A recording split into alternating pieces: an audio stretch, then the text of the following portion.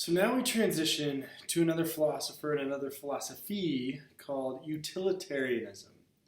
And the main thinker that we're going to be referencing here is a thinker named John Stuart Mill. Now, the other thinker that's often associated, rightly so, is with utilitarianism is a person named Jeremy Bentham. Okay? But for our purposes, we're going to be looking at John Stuart Mill. And before we get to kind of Mill and his focus on utilitarianism, I would rather focus on kind of utilitarianism as a theory first, and then kind of reference some of the aspects that Mill puts forth with regards to utilitarianism and with regards to kind of certain aspects of utilitarianism. Now, the way that I often think about utilitarianism is like a blending of two various ethical outlooks. Okay? And these two ethical outlooks are hedonism, Hedonism, hedonism, which is the philosophy of pleasure, and then consequentialism, which is going to be the ethical component of the theory. Okay? Now, before we kind of really dive in, I just want to kind of make the reference of what we just focused on with Kant. Right? Is Kant wanted to put forth a moral theory that didn't focus on consequences, right? It focused on intentions. Okay? And Kant referenced the fact that sometimes, our actions, even when we have the best intentions possible, sometimes the consequences of our actions don't result the way that we intend. And Kant thinks that we should be measured by our intentions, right? We should be measured by what it is we intend to do. Now, utilitarianism, and as I just kind of referenced, two little aspects, hedonism and consequentialism.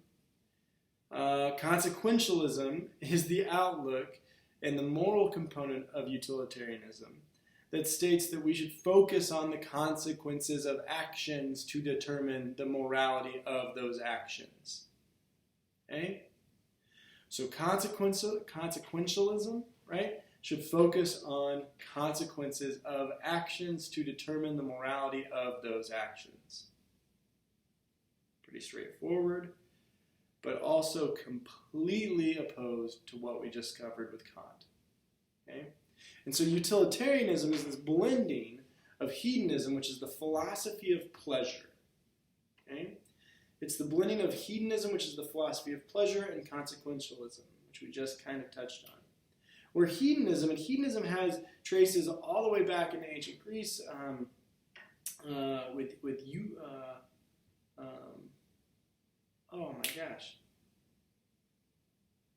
Epicurus. Whoa. All right, I had to really dig in there for a second. But Epicurus is kind of seen as the first Greek thinker promoting the philosophy of hedonism, which is the philosophy of pleasure. Okay? And there are certain kind of aspects of hedonism where, sometimes pure hedonism is that very kind of lustful kind of aspect of hedonism, right? Of being a glutton, of eating as much as you want, of drinking as much as you want, of having a lot of sex, right? All of these very kind of bodily and momentary kind of pleasures, but they feel really good, right? And so that's kind of one aspect of the hedonist outlook. But John Stuart Mill was interested in kind of the psychological component of hedonism.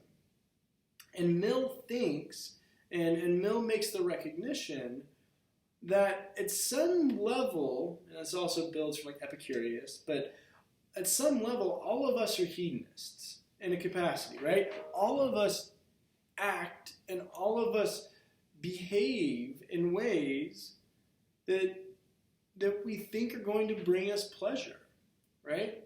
With the exception of a select few and with an exception of kind of a fraction of kind of general society, most of us act in ways that we seek pleasure, right? That we aim, if we're going to use that teleological phrasing, that we aim towards that which is pleasurable. Okay? And often we do this calculus of even when certain things might be painful, either emotionally, physically, or really taxing, we might get really tired doing certain things. Often we endure certain difficult decisions or difficult instances for what we think the reward is going to be, right? Like taking a class that you don't want to take, right? Taking a really, really hard class that causes you so much strain, it causes you so much displeasure, it causes you so much kind of anxiety at times, but you endure it for the fact that kind of the like long-term end result of achieving and receiving your degree is going to outweigh all of that pain, right? So Mill thinks that there's something going on here about the fact that we do really act towards and we act in accordance to pleasure, to that which is pleasurable, that we act for the sake of pleasure. Okay?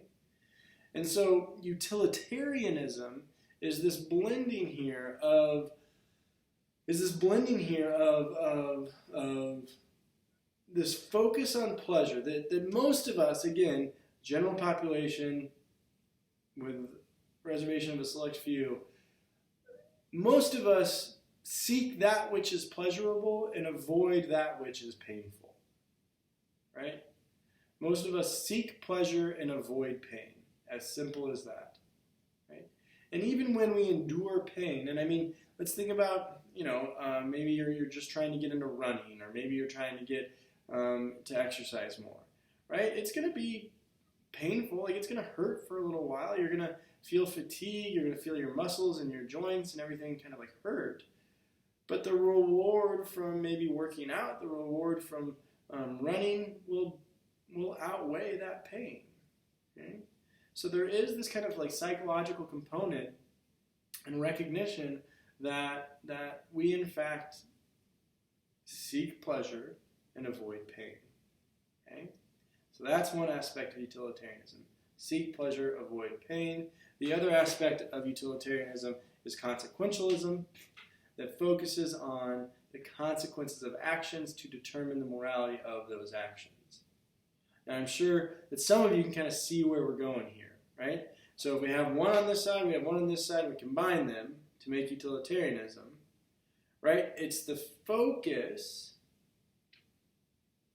Utilitarianism is the focus here of pain and pleasure in reference to the consequences of actions. Do the consequences of my actions produce pain, or do they produce pleasure? Are the consequences of my actions generally pleasurable or displeasurable, right? So this idea of thinking about here, thinking about how to kind of like, weigh this all out. So utilitarianism at this base here, okay, at this base is fairly intuitive, fairly safe, one might even say. Okay? It gets a little more complicated. But nevertheless, at this first base here, it seems pretty safe, intuitive, kind of a very approachable moral theory, right? The fact that we're going to focus on consequences of our actions, and do those consequences of our actions produce more pain or more pleasure? Okay? Both in perhaps kind of like the quantity and the quality. Now the next couple of videos, both today and in the next class on Friday, are going to unpack again certain aspects of utilitarianism that might require, let's just say, it gets a little more complicated. Okay? And we'll start that off in the next video.